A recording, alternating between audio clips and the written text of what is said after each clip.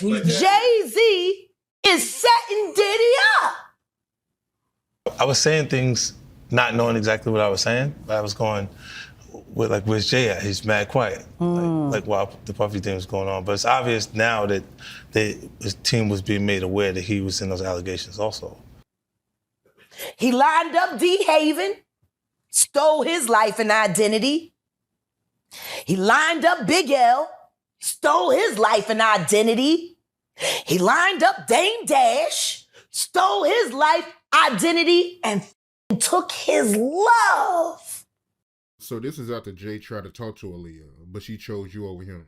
You know the timeline, bro. He did the project when she died. I want you to think about this.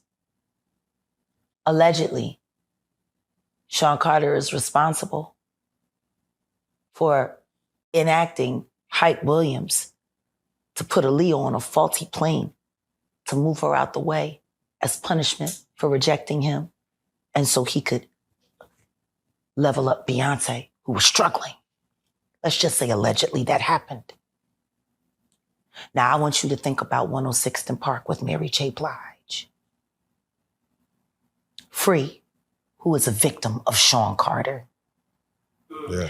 Mary J. Blige, who is a victim of Sean Combs, are sitting there talking about the death of Aaliyah amongst each other. Because I know what kind of company she was in. It's the kind of company that we all as artists, you know, young artists that don't know and that are not aware, we end up drinking and partying and no one tells us the truth. And that's the environment I believe that she was in. And that's why I feel like that could have just been me on that plane. It's time for somebody to be honest about who gave Aaliyah the pills that knocked her out before she was carried onto a plane she didn't want to be on. It's time for the other dancers who knew she was terrified to get on that plane to speak up.